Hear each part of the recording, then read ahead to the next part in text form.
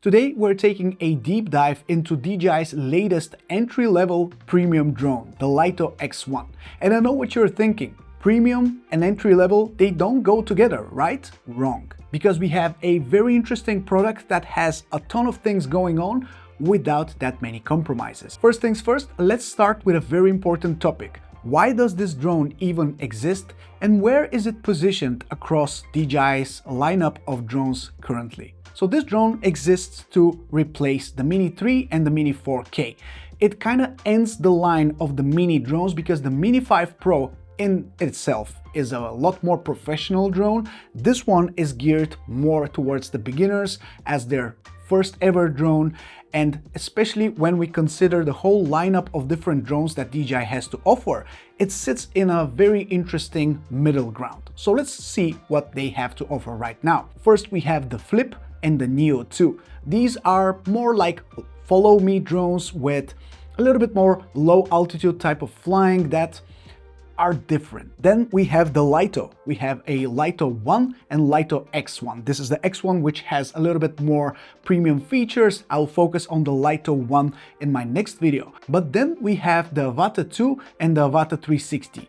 They are both super different. Avata 2 is a very FPV focused drone. Avata 360 sits in its own category because of the extremely different way of capturing footage in 360 orientation. Then we have Pro drones like Mini 5 Pro, Air 3S and Mavic 4 Pro. They're all geared towards the professionals, the more serious content creators out there who are looking for different types of drones in terms of their size, but still offer very premium features, all of them. So the Lito 1 and the Lito X1 are your entry-level drones that offer your first ever steps into the hobby. So let's talk about the physical side of things with the Lito X1. As you can see, it retains the same shape and design as all other mini drones before. We have an omnidirectional obstacle avoidance with LiDAR here on the front. We have a sensor on the top, sensor on the bottom, and the rest of the design is a very simple, clean, and I would say usual design that we've seen before. We have some vents here for cooling, SD card slot on the back, and a USB-C port for connecting to your computer. Other than that, it's a very simple and clean design with props that unfortunately still require a prop tool to install. They're not twist and lock, unfortunately. I would have loved to see that on this drone to make it even easier to install and remove props, but I guess this hasn't been in the cards for this drone. One of the biggest things about this drone is the omnidirectional obstacle avoidance plus a LiDAR on the front. Because this drone will be mostly flown by beginners, and because of that, they will need that extra assistance to make sure that the drone will not hit any obstacles in its way. And because of that omnidirectional obstacle avoidance, the drone kind of sees all around itself, making sure that it avoids those obstacles, or at least it stops before hitting them. The LiDAR in the front helps in low light, so even in dark environments, the drone will still navigate around obstacles and will be able to detect them safely, which of course is a massive safety net for everyone. The next thing which we have on the Lito X1 is Active Track 360. This is one of my favorite features that DJI has implemented in their technology in the past couple of years, and I'm happy to see it here as well. And since we have obstacle avoidance all around the drone, combine that with Active Track 360, and now you'll be able to safely let go and just let the drone fly while focusing on your activity, and it will be able to detect you, focus on you, and keep tracking you no matter where you go. You'll no longer need any large open areas, large open fields to use Active Track. Now the drone is smart enough to navigate around obstacles and still keep you in the shot. Now let's talk about image quality, because still,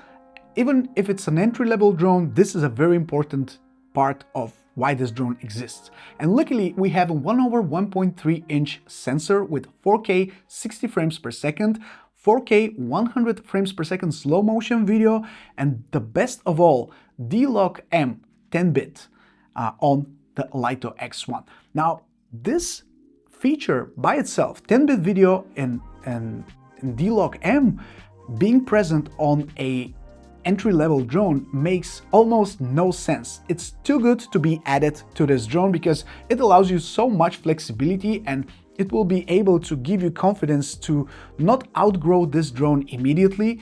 If you want to learn how to color grade, if you want to improve the look of your footage, you will be able to do so with the D-Lock M color profile that opens up the possibilities for a variety of different looking shots that you can capture with the Lito X1. So I definitely think that even though this is a beginner drone, it can still create some pro looking footage easily if you know what you're doing. If you don't worry, Super Great is here to save the day. I have my LUTs ready to transform your D-Log footage in a matter of just a couple of clicks, and that will facilitate your entire workflow. I'll link it down below if you want to check it out.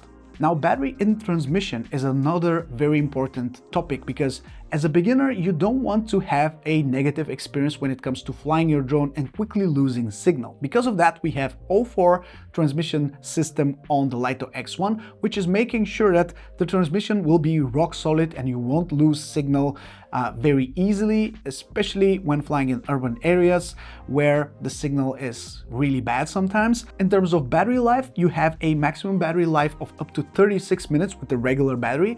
And if you're outside Europe, you can buy the Plus battery, which is going to give you a flight time up to 52 minutes per charge, which is incredible, but then the weight becomes a little bit more than 249 grams. So it's a trade-off that you have to think about. If you're just starting out, you'll be happy to hear that the Lito X1 also comes with most of the really cool features that you would be looking for in a drone, such as hyperlapse, panorama, quick shots, master shots, all of these intelligent flight modes that will make it super easy for you to get those smooth shots without any skill required. Those are super easy to get, and especially combine that with Active Track 360 and it becomes super easy to get those shots nowadays, something that wasn't possible just a couple of years ago from a beginner drone. Last but not least, we have 42 gigabytes of internal storage, so you don't even need an SD card on this drone, and we have Wi-Fi 6 for transferring your photos and videos to the computer,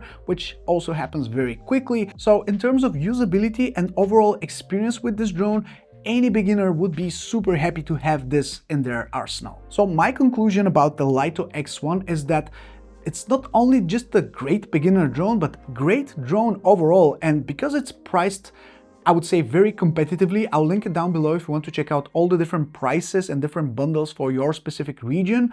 I still think any person looking to get into flying would be super happy to have this, and they will probably not need anything more than that. Let me know what do you think about the Lito X1 down in the comment section below. I'll also link it below if you want to check it out and maybe buy one for yourself. This will help me out tremendously to keep making those videos for you.